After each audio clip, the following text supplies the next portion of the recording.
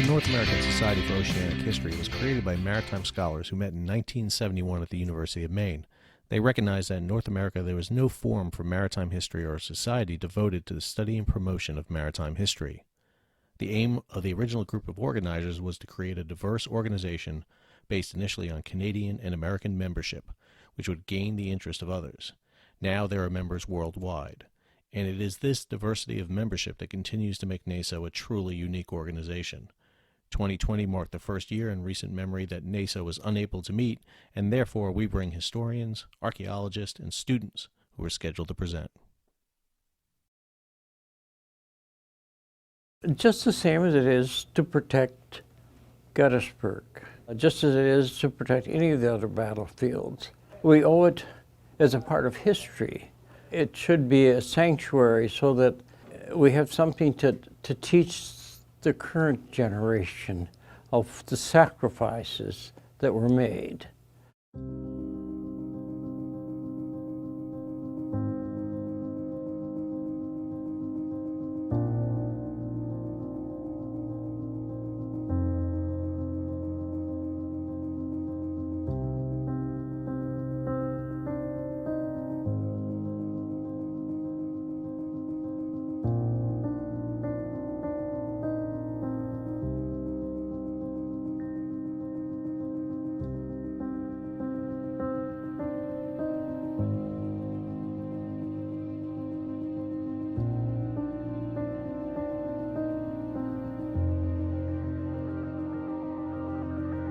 And we were told that the only way that we got a winning group anywhere was through the Merchant Marine.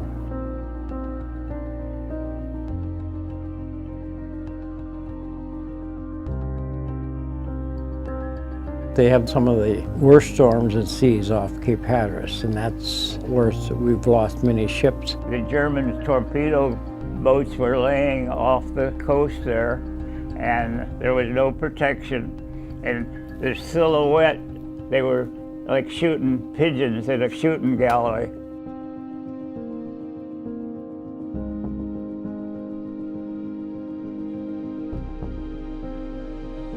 The closest calls we had in the convoy where two ships were torpedoed. You couldn't stop. There were guys in the water and you couldn't stop to pick them up. You had to keep going. So you never know what happened to any of them. We lost so many. They need recognition.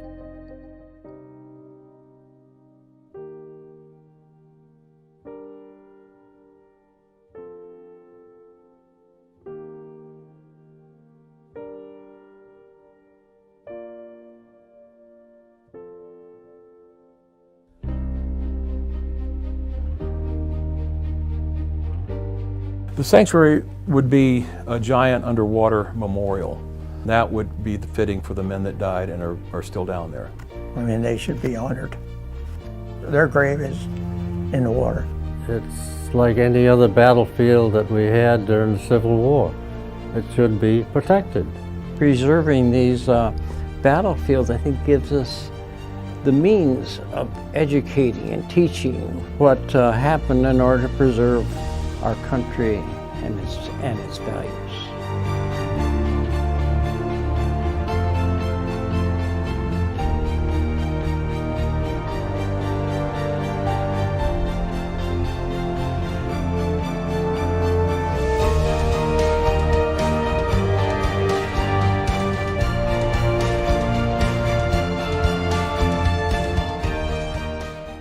Welcome to the North American Society for Oceanic History video podcast. I'm your host, Sal Mercogliano.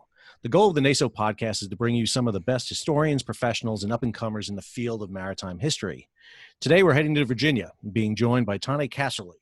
Tane is the Resource Protection and Permit Coordinator for the National Oceanic and Atmospheric Administration's Monitor National Marine Sanctuary.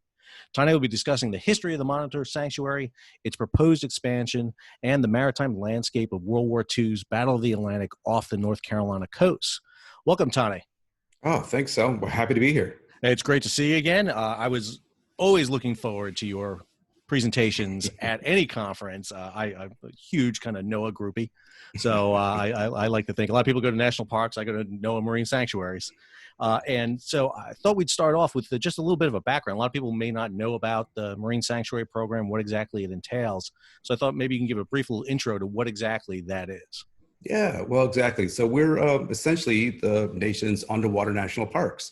So we're part of NOAA, National Oceanic and Atmospheric Administration.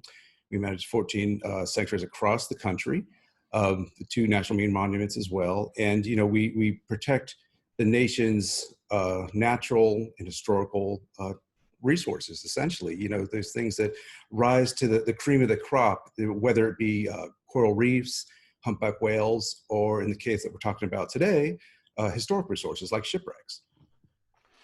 That's great. Now, the one you do specifically, you're assigned to is up in Virginia is the Monitor National Marine Sanctuary, which is actually located off the coast of North Carolina.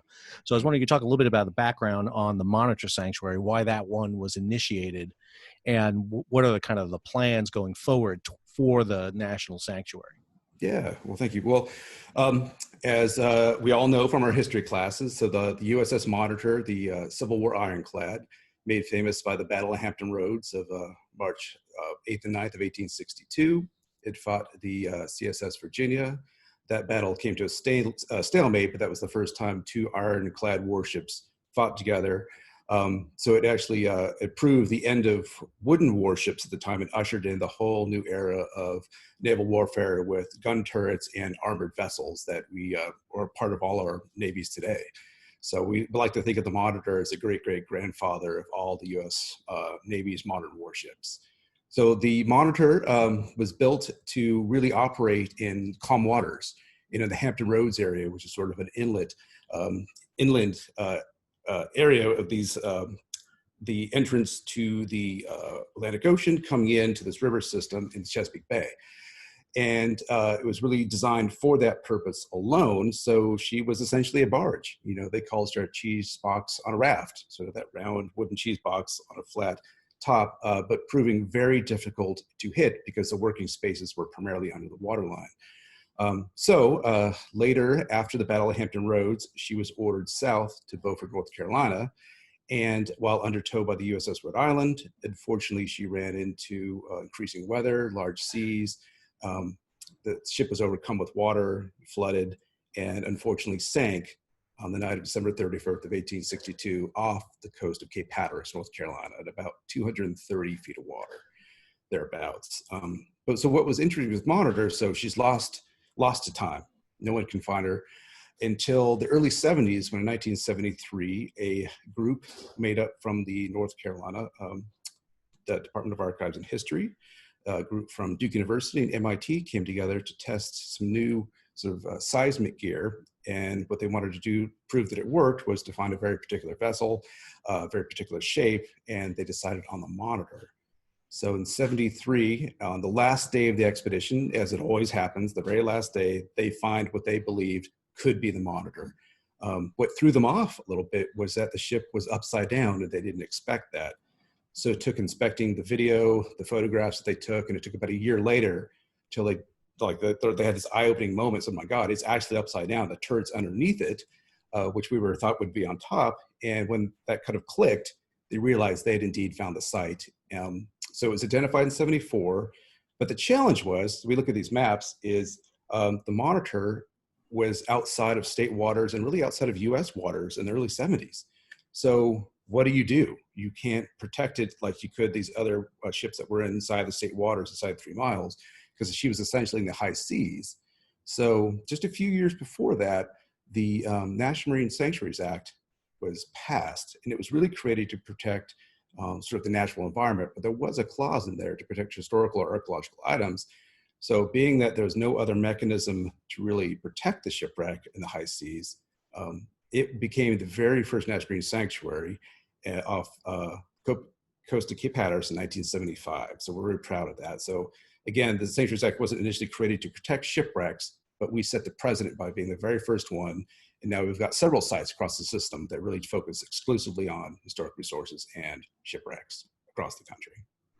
And the Monitor site and the work that has been done by the NOAA and the marine sanctuary there is just absolutely incredible. And again, we're not going to talk specifically about Monitor in this discussion, but I always like to highlight it because it's just an amazing effort that was done by NOAA and all the associated organizations to not just locate that wreck, but to undergo the recovery of large portions of the ship, the gun turret, the engine, which I'm particularly always fascinated by.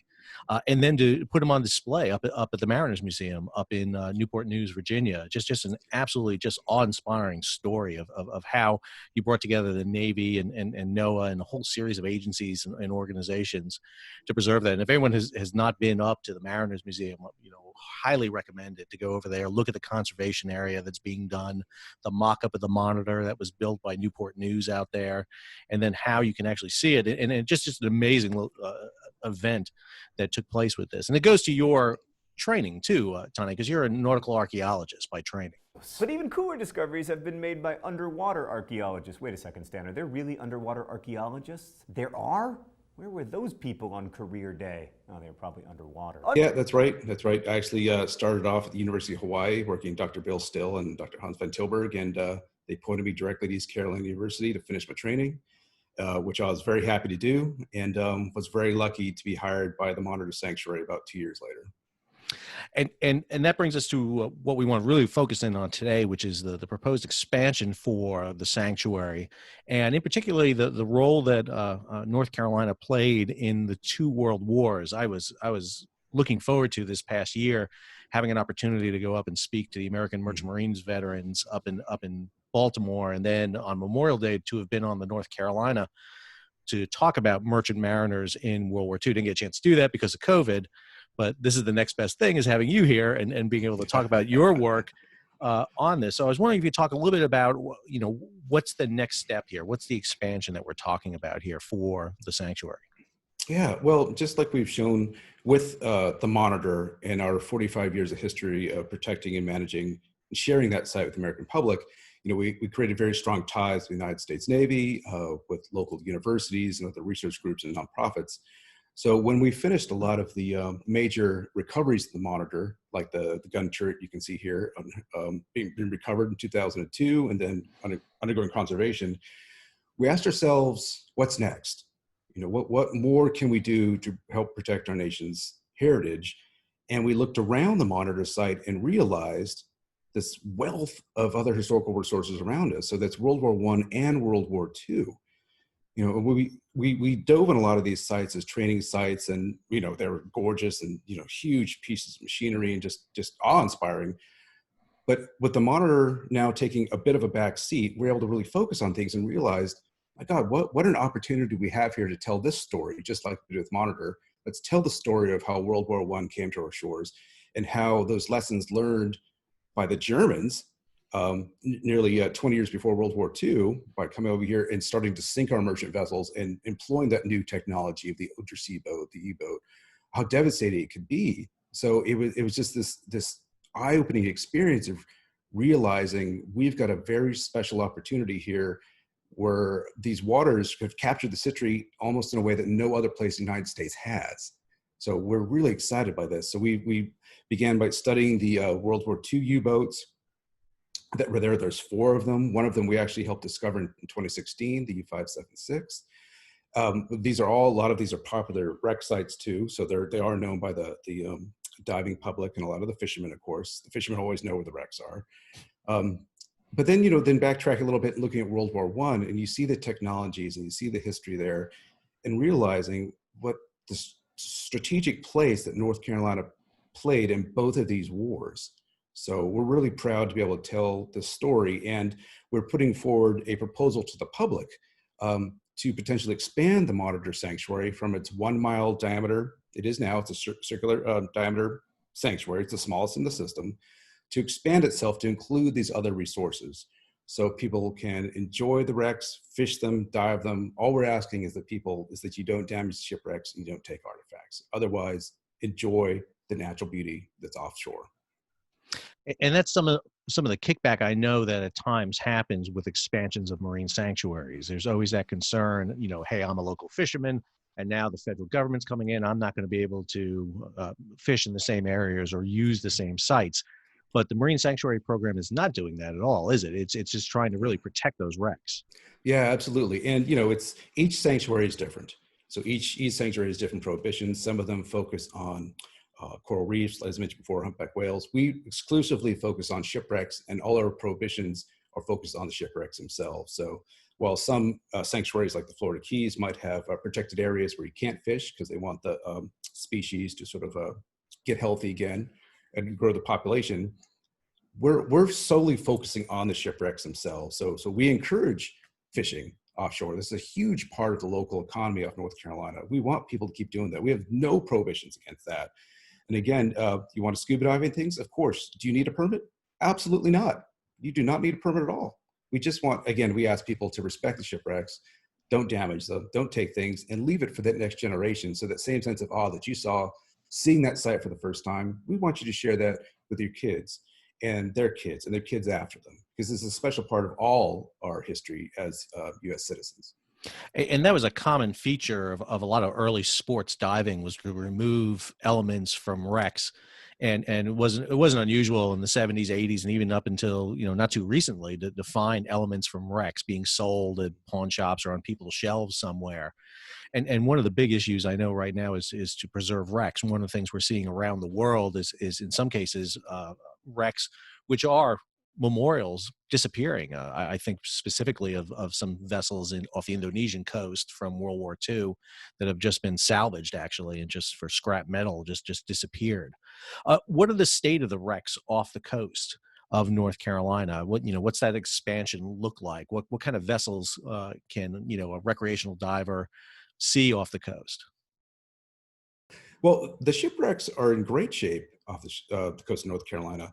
There are some ones in shallow water that during the war and just afterwards they were wide dragged because they were hazards to navigation. So of course you've got to make that the seaway clear, right, for commerce to move those goods, and that's understandable. But with the hindsight of that time allows us, we look back on these sites and we can really delve into that history and honor those men that passed on these sites and what they achieved. But a lot of them are in fantastic shape. In fact, some of them that are in slightly deeper water, 200 feet or so, they're entirely intact. So one of them, like the E.M. Clark, is probably the largest intact tanker, perhaps on the East Coast. It's just a gorgeous site filled with marine life. And it's really that classic snapshot of World War II on the seafloor. I mean, it's pretty magnificent, but that's true of many of the wrecks that we have off Carolina. And it really is an interesting time capsule. I just took some snapshots off your website of some of the vessels that are sunk off there. And it's really interesting. Again, you have obviously the monitor that begins, but even off World War One, I think it's an interesting cross section there. You have a light vessel that was sunk by a German U-boat. Mm-hmm. You have the ex-USS Schertz, which was actually a German gunboat that was actually seized by the United States at the beginning of World War One, which I think is a very interesting tale about how the U.S. had to kind of repurpose German vessels into its own fleet. And then, like you said, you do have a German U-boat attack in World War I, which precedes the much larger attack in World War II. Right. And I was wondering how you're using those vessels to kind of educate people on the coast or the history off the coast of the United States. Well, it's amazing because, people think these world wars happened over there, right? Happened overseas, did happen to us. We sent our boys over there, but we weren't affected. And it's not true. And I think a lot of that is due to the War Department's effort to kind of suppress that information because they didn't want to put terror into the populace. And that's understandable, of course, right? We can't tell about these devastating things that are happening offshore. We want to hold that inside and not turn the population against us. But, it's amazing when you look at the LV-71, the light ship there, and the Merak, both sunk by the U-140 in World War II in August 6, 1918 during the same action. But it's an incredible story. Like, they never thought that 2 years before then, these German U-boats would come over as commerce vessels, as cargo vessels, merchant submarines, and they'd pop up almost something out of Jules Verne. So it was such a new technology. And then the fact that the Germans had turned them not just to weapons of war, warship against warship, but now warship against unarmed merchant vessels. And this is the first time, as we both know, this has really happened, and they were calling the Germans pirates and all sorts of things because it was such a mind-boggling conception that well, why would a warship go after an unarmed merchant vessel? There's nothing heroic about that, you know. And then so there's so many things that were being thrown at us, but just to tell those stories, you got to remind people how new this technology is and how devastating it was, you know. But so, you know, you tell that story to the Merrick and the LV-71, then you have the Schurz and the Proteus that were both sunk during World War I because they had sort of a lights out philosophy that was given to them by the U.S. Navy to basically hide from U-boats as they're transiting north and south, and they were hit in collisions. So they're sort of the casualties of this war as well. But it's just incredible when you look at that. And again, the Germans were very smart between the two wars in internalizing those lessons. And then when they came back at us in 1942, they really, really wiped out our merchant vessels, as you well know. No, I think you're hitting on an extremely important point there. Again, U-140, which is one of these large German cruiser submarines, which were designed for long distance. We had the Deutschland come over in 1915 to Baltimore, and then 1916 you have the U-53 pop up in Newport and scare everybody that the German U-boats could do this. And then, you know, literally the Germans wait almost a year till we entered a war to come over and attack off the coast. And like you said, it did cause panic and havoc off the coast. For even though they didn't sink that many ships off the coast in World War I, it did disrupt American movement of troops and shipping overseas. It diverted destroyers, and then all of a sudden you have this massive campaign in World War II, which again, your site just very briefly here just show you the number of vessels that are sunk off the coast. And these are just merchant vessels that are sunk off the coast here in World War II is just epic. And again, I don't think people realize the second Pearl Harbor that happens off the coast of the United States early in 1942. And I was wondering if you could talk a little bit more about that, because I think that's a really interesting element to talk about. Yeah, and I think what you said really hits on it. Is this is the second Pearl Harbor. It's the Atlantic's version of that, where, you know, in basically the first 6 months of the war, from January of 42 through July, the Germans sank nearly 90 vessels, you know, which is crazy. I mean, that's inconceivable. And 78 of those were unarmed, primarily merchant vessels with, you know, these crews that were just trying to move their commerce back and forth. They're trying to move war materials. And the Germans were incredibly insightful in their tactics as well. And North Carolina, because of its geography, how it projects into the Atlantic Ocean, the proximity of the continental shelf is very close to land in that area. So you had the deep water that the U-boats could hide into. They could sail into or steam into the shallow waters. They would have the ships backlit by the coastal lights because no one was paying attention to the orders of darkening the shores yet. And the well-known shipping lanes. So this was just literally shooting fish in a barrel for the Germans, and they knew exactly where to hit us. And that's why, especially off Cape Hatteras, North Carolina, is such a devastating area for merchant vessels. And there's so much of this history on the seafloor because of those factors. I think you're right. I think Cape Hatteras, in particular, the coast off North Carolina, just because of the geography of it, you have the Gulf Stream, you have all that traffic coming out of the Gulf of Mexico, Caribbean area, right there. You're at the same point of latitude of the southern tip of Europe at that point. You've got the cold water coming down from the north. I always joke with people, if you go off in the water in Nag's Head and you jump in the water off in Topsail, it's a lot different. And you can see that right off the coast right there. And again, I also think it goes to the point is, you know, I talk a lot with people who teach military history, and military historian guys love to do what they call staff rides, go to battlefields and look at the lay of the land. And then right here, right off the coast of the United States, here we have a battlefield that is right off the coast. And I think you're right too, that we don't like to talk about this very much because it's a really bad story, because the United States basically exposed its shipping off the coast. We were protecting coastal. We were, we're getting ready to see Tom Hanks in Greyhound, and he's running a convoy across the Atlantic. Well, that's where the American escorts were. They were running those escorts across the Atlantic, or they were in the Pacific, rebuilding the Pacific Fleet. They weren't off the east coast of the United States, and even in World War I, it took the Germans a year to really stage their submarines to the coast. I mean, at the start of World War II, 5 Type 9Ds set sail, and man, they're off the coast in no time. And the U.S. has to respond to it. Right. Well, even with Britain being under siege from the Germans on land and sea, they loaned us 24 fishing vessels that have been converted to anti-submarine vessels because we so desperately needed the help And we did the same thing, you know, finding these fishing vessels 100 feet long or so, quickly converting them over with small guns and depth charges. But that's all we had at the start of the war. And, you know, we paid that price dearly until we learned our lesson. Well, I think it's such a great story to tell too, because there's such a human element to it. The video we saw at the very beginning here, which really humanizes that element. You know, these are merchant sailors. They're not. I was a merchant sailor for 7 years. You know, you're not armed. You're unarmed, basically out there and exposed, and they suffered great losses at the very beginning of the war, providing a very essential service to it. But I mean, again, your sanctuary there has the cross section of a battlefield. I mean, it has not Right. just the merchant ship sunk, it has vessels that were escort vessels that were sunk. And more importantly, as you mentioned before, there are 4 German U-boats that we know of that are off the Right. coast there that provide really a synopsis. And so one of the things I would ask is how do you use a battlefield like you have in the Marine Sanctuary there Right. to talk about the larger context of a conflict?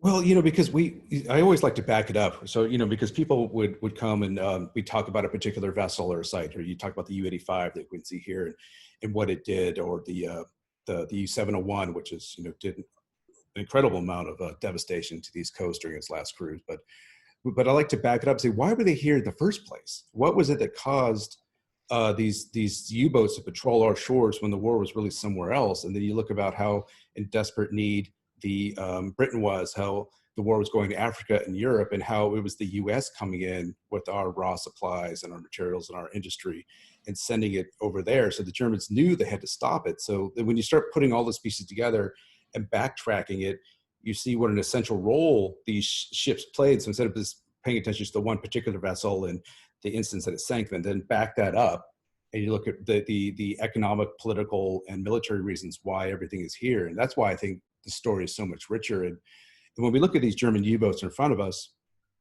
each one has a particular story to tell. But what's very important to remember about the U-boats, especially the U-85 we're seeing here, is that this is the very first U-boat sunk off the east coast of the United States during World War II. So this was sunk on April 14th of 1942 by the USS Roper off North Carolina. But so what's exciting is that, you know, these U-boats were coming here and they're basically as an unstoppable force. But off the coast of North Carolina is the first place we stopped them. So when we talk about the U-boats here, we talk about the role in the war, but also this is where the U.S. pushed back. This is where it all began. It was right off here off the coast of North Carolina. So, you know, the U-85 and that victory, and that's the sort of the terms of where we like to couch it in. But the U-352 we have, which is the first sinking by the U.S. Coast Guard, you know, by the Coast Guard cutter Icarus, that occurs just a little while later. And the 701 is the first U-boat sunk by the U.S. Army Air Corps off the East Coast during World War II. So really the 3 main prongs of the trident of coastal defense, this is where we saw the first victories and pushback. And those are the stories that I like to tell about them, is because with these victories and that success and that morale boost that also gave us, that shows these tactics are working, that we could push back against this overwhelming force. I like to think that it helped push the Germans back across the Atlantic and eventually made D-Day possible in 1944. But it all started right here off the coast of North Carolina. Oh, I think you hit on such a great thing there, because again, you know, if you look at the war in the Pacific, we look at Pearl Harbor, and then the turnaround there is Midway. And on the East Coast, it's very much like you said. It's within 6 months the U.S. gets the coastal convoys under control. They start doing the escorting, and then they force the German U-boats back out in the middle of the Pacific for those big, huge, massive convoy battles that we see, that we know they win. I love to highlight some stuff, and so this is one of the things I like to highlight. This card. Matter of fact, I have got my copy of it right here and everything. My dive card. This is another product that NOAA puts out. And what exactly is this that we're looking at? Because I think it's really interesting to see what NOAA does to help run the sanctuary in some ways. Yeah, well, obviously you can see from the top banners that this isn't done by just us. We work as a team with multiple groups. You know, this is a group effort that really gets this across the finish line. And but you know, we like to show these as a plastic dive card, a dive card for divers primarily, but anybody could use it. But it's made to be just you put in your pocket, and when you're out at the site and you want to dive, you can pull it out and learn a little bit more about the site and why it matters. And then the flip side of that has an archaeological drawing. So yeah, exactly. So as you're swimming around it, you understand what you're looking at. And again, it talks a little bit about the marine life, but it's really we can't just stop as part of working for the federal government, the National Marine Sanctuaries. The story, our efforts don't stop at, we've mapped the site, we took some pictures, we put it in a file, and it's done. That's the bare minimum. What we need to do is to take it further, and in every way that we can is to share the information. So this is just one way to do it with folks that are out at the site. You know, it's great for fishermen. You know, this is a great fishing spot, right? People want to learn a bit more. It's an easy thing to pull out. Maybe you're fishing, you got some fish guts off it, wipe it off, and you know what you're looking at. You know, so it's value added, I think, for anybody that wants to learn more about these resources. It's just a little different way of telling the story. And I also think it's fantastic because one of the things that I get on a soapbox about is how we incorporate archaeology into history. And again, lots of times, a lot of people have written about the Battle of the North Atlantic. They've written about these attacks off the coast, and they've used, pure historical records, which good historians will do. They'll go into the archives, they'll use all that stuff. But at the same time, here we have these wrecks right off the coast now that can provide some direct influence in changing how we understand how the Battle of the Atlantic was fought, how these ships operated, what exactly caused the loss of these. Because I would argue that you're probably learning a lot every day that you get out onto those sites and do some examinations of some wrecks and what you're learning as you go along. Yeah, absolutely. Yeah, well, I mean, every day can unearth something new or a feature that you hadn't seen before, and also, we're very respectful for these sites. We do we don't penetrate the wrecks. We don't attach things to them, and especially when they're owned by a foreign power or the U.S. Navy or the Coast Guard, we work hand in hand with them so they know what we're doing. We ask their permission, of course, first too. But sometimes through the sands of times, they'll move things around, and you'll see a new feature you haven't seen before, and that's sometimes the first time it's been seen in 75 years. And every little bit tells part of that story, and you're filling in the gaps. So yeah, it's good. Well, and especially off the coast of North Carolina, where we're so prone to hurricanes. I mean, we'll have a hurricane rip through the coast, and I'm sure that'll disrupt everything. I want to talk a little bit about these. These are two packets you guys put together, one on World War I, World War II, massive. I'm not saying little. I mean, I forget the exact number of pages here, but they're quite extensive. They were geared, I think, for grades 6 through 12 that you guys put together. What exactly are these? And we'll have links to these in our site, too. Yeah, well, the first one here is World War I. So because that history is basically not known at all of what occurred off the East Coast during World War I, especially off North Carolina, where these events occurred. So, we really wanted to tell that story in a meaningful way, but also be able to speak to basically grades 6 through 12, so they understand. So when they leave school, they've got a basic understanding of the war and the effort that happened just off the East Coast. So there's the first one here, the World War I. It talks about how the war began in Europe, how America became involved in the war, sort of the U-boats changing tactics from going from attacking warships to merchant vessels, and then how the war came to the United States. So we take that all the way through, and then the end of the war too.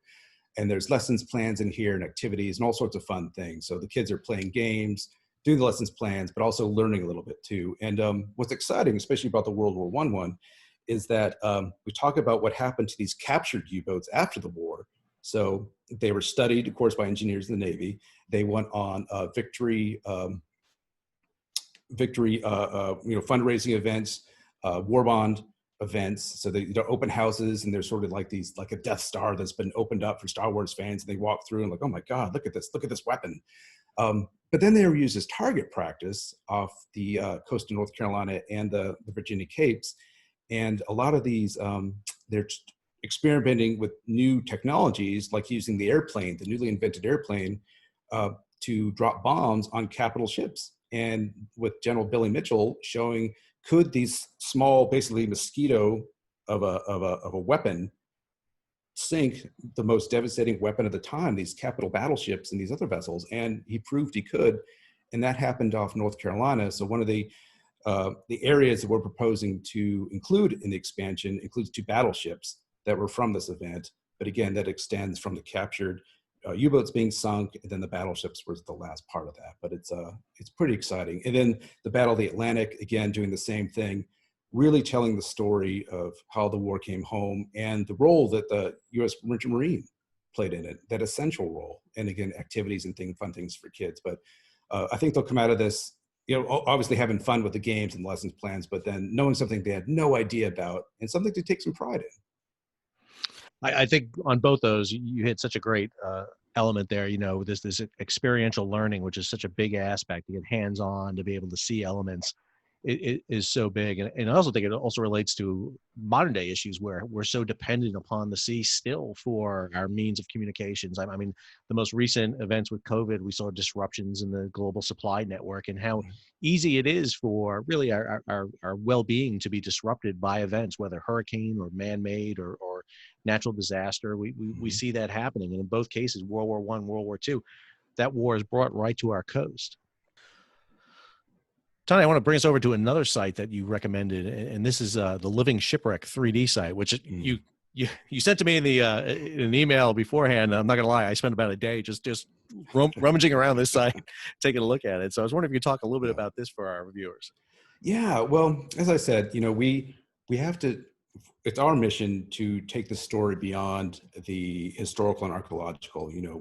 We delve into the lesson plans, the public outreach, and the full recognition that these sites off North Carolina are thriving artificial reefs. I mean, you can just see from some of these pictures here that the marine life on these things are incredible.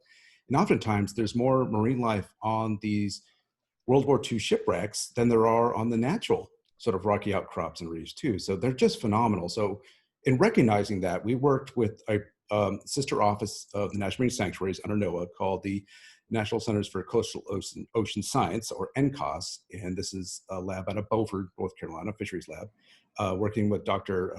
Chris Taylor and Dr. Avery Paxton. And for the last 4 years, we've been working on the NOAA ship Nancy Foster, which is a NOAA research vessel, one of our white fleet, operating off the coast of North Carolina using multi-beam echo sounders or sonars.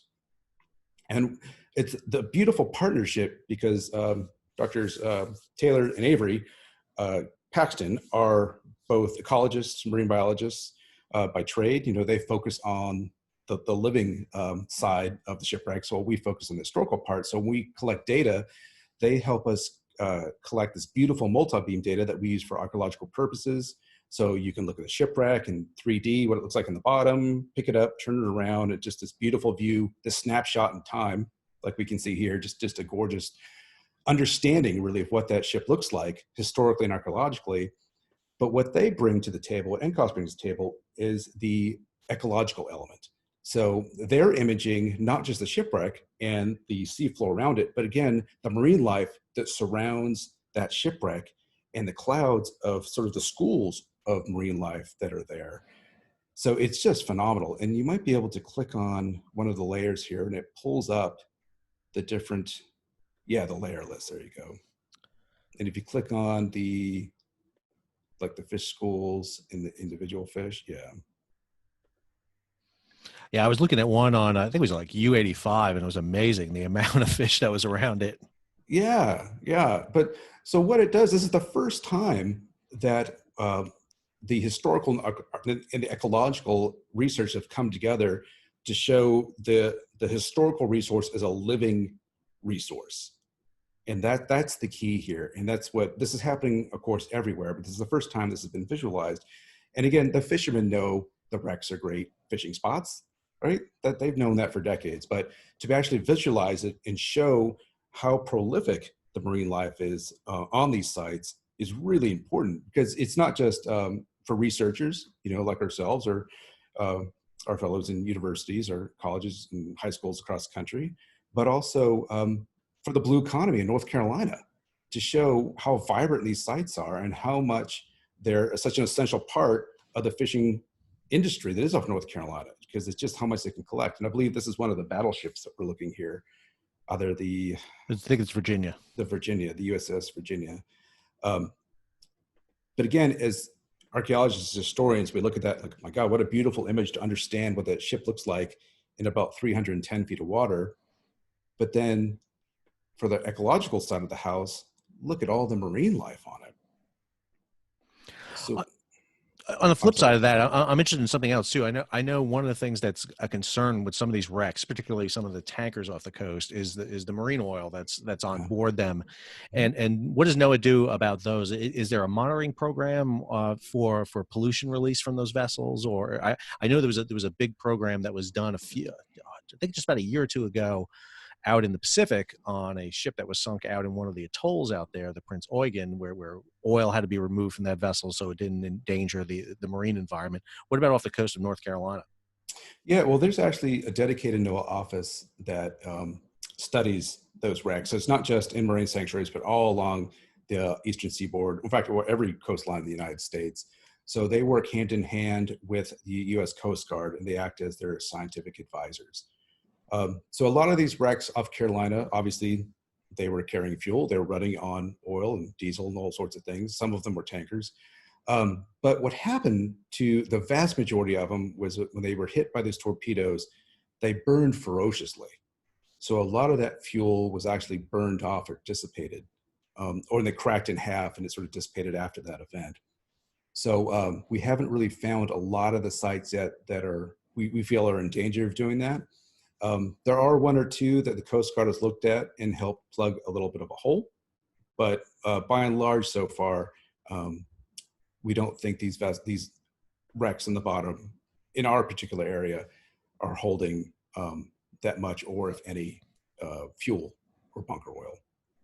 What's being done now in terms of not expanding the sanctuary, but monitoring the sanctuary, looking for more wrecks, even going back further than World War I, World War II? We know that, for example, Cape Hatteras was a site of wrecks that predate, obviously, steel vessels, wooden vessels. I know the environment's kind of tough to find that, but what's being done for modern day surveys of the area today? Yeah, well, we're but one of several groups that are actively researching and surveying offshore North Carolina. But it's interesting to note, one of the least areas surveyed on the eastern seaboard is off North Carolina, especially off the coast of Cape Hatteras. You know, the sea lanes and things are done pretty well, but otherwise, it's a bit of a no man's land. So it's exciting when we go out there. Oftentimes when we're surveying off one of our vessels, multi-beam surveying or side scanning, or using a magnetometer, detecting those metal objects on or underneath the seafloor. Sometimes we're the first people to do that. So we've actually done probably the work we've done in the last, I'd say 10 years, we've probably covered maybe conservatively 5 to 6% of that area. And that just goes to show you how large this area is. But we work very closely with other research partners, things to share the information, share the data. But you're exactly right. There's a huge potential to find things from 400 years ago. They may be buried under the seafloor, maybe not, maybe they're in deep water. But I think that's just an exciting potential that we still have out there. So we're telling Civil War stories, World War I, World War II, but I mean, my gosh, what more can be found out there? I mean, sort of the sky is potentially the limit. What's the plan for the expansion? How's the expansion going to take place? What are we looking at here for the future? What's the next steps basically in the expansion plan? Yeah, well, we've had, this has been a long process for us, but as it should be well thought out, and we're working with the public. But right now we are at the phase where we have brought our concept to the public, and we have public scoping meetings where they could comment on what we are proposing to do to expand to include these other wrecks. We took those comments and we integrated them into an environmental impact statement document and a draft management plan. And now we've shared that with an interagency group called OIRA. So they look at it, and it's a chance for the other federal partners to really comment on it. U.S. Navy, MIRAD, the Coast Guard, BOEM, folks like that, look at and comment on it. So that's where we are right now. So our hope is that we get those comments back soon, integrate those comments, and then release the whole documents to the public. So now the public can see the plan from A to Z. That's what we haven't been able to do yet. So, but I can tell you, we are considering 3 different areas, 3 different boxes off North Carolina, if you will. An area off sort of Duck, the northern Outer Banks, a larger area off Cape Hatteras, and then a smaller area again off the Beaufort Moorhead area. We're looking at about 33 new shipwrecks potentially. And yeah, it's just a lot of opportunities. And again, the only prohibitions we're putting forward are: don't take anything from the shipwreck, don't damage the shipwrecks. The only permit that would be required is still on the monitor itself because of her status of in history. She's a National Historic Landmark, so that's a different benchmark. But for everything else, no permits required. You can fish, you can dive, and eventually we'd love to be able to put some underwater moorings too at the site to help facilitate getting the public to these shipwrecks in a manner that they don't have to tie into it. Right now, if they do, there's no prohibition against it, and there won't be. But we just want to think about these things too. How can we bring the public into our spaces and do it in a responsible manner? And that's really the core of our mission. And these wrecks range in the scope of their dives. I mean, you have some wrecks that are easy for sports recreational divers. The monitor is 240, 250 feet down. I mean, that's a highly technical dive to get down to it. Yeah. Well, that's the beauty of it. So this is really the closest area to the continental United States where you can encounter this conglomeration of World War II shipwrecks. There's no other mass of the World War II shipwrecks or their proximity to shore anywhere else in U.S. waters. And that's what's exciting. But there's a whole host of vessels between 40 to 50 to 130 feet of water. So that's for the recreational dive community. They can easily get to it. But then there's also a host of wrecks between 130 and, well, about 800 feet of water that the technical dive community can access as well. And obviously those deeper ones are going to be a little bit more intact and things too, but there's something there for everybody. And that's what really is exciting, that again, you can be a starting diver, you just got your dive certification, or you could have done this for 20, 30 years and challenge yourself. But the history is there for you on the seafloor. Well, I think it provides such a great microcosm for the Second World War. I mean, you have a battlefield right here off the coast. You can use it to explain literally America's entry into World War II, how America wages World War II, the economy of World War II. I mean, it's just really an amazing element to take a look at. And so I'm always excited about to see what you all are coming up with next and how this develops. And like I said, the big element right now, I know you've been doing this for a long time, is to get this expansion in place. I know it hit a little bit of a roadblock a few years ago. Now it seems to be back on track again. So what are the big plans going forward? What's the next steps for you guys? What any projects on the horizon that we should know about?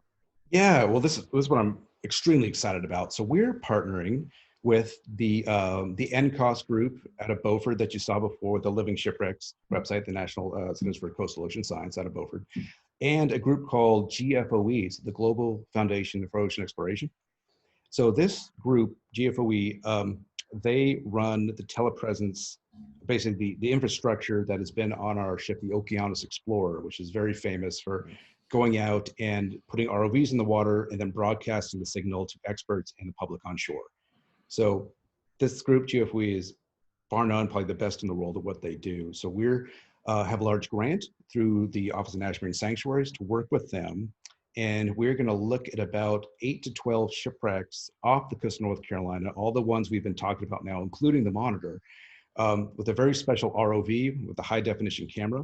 We'll have experts on the ship speaking as narrators. We're going to bring in external narrators too, subject matter experts, to help tell the stories. We're going to bring biologists, historians, researchers, educators, and really present this to the public. So it'll be streaming live on the internet, so anybody can join, or one of our 27 public venues that we'll work with our partners. So museums, historical museums, science centers, maritime museums, aquariums across the country, where we're going to beam straight into their auditoriums and interact with those audiences. So we can give them a tour of the shipwreck, talk about the history, significance, talk about the marine life they're seeing. Sometimes these wrecks have so much marine life, you can barely see the shipwreck, and that's wonderful. And then they can ask us questions live on air too. So we really, again, bringing the public out to us and sharing this experience with them firsthand. So we're really excited by that. We're supposed to launch this August, but COVID-19 has changed a lot of our lives, but we're still dedicated to this, and we're hoping for a spring, early summer 2021 timeframe. But it should be just spectacular. And we're also going to do things like have a 360 camera mounted to one of the ROVs. So when you can explore the sites after the project, you can download this little app, and you can explore with the eye goggles. You can explore the wreck in 3D video as you move around it. So the projects will have a lifespan beyond just what you see live. there'll be lesson plans, there'll be the videos, the downloads, the 360s, and just all sorts of wealth of data. Because we look at this, the history is this living history that keeps moving and doesn't stop because a project stopped. So we're extremely excited. But GFOE and the NCAUSE group will be our major partners, but very exciting. It sounds really exciting. I got to tell you, I'm pumped up just hearing about that kind of stuff. What Oceanus Explorers has done has just been amazing. I've watched many of their programs, what they've done.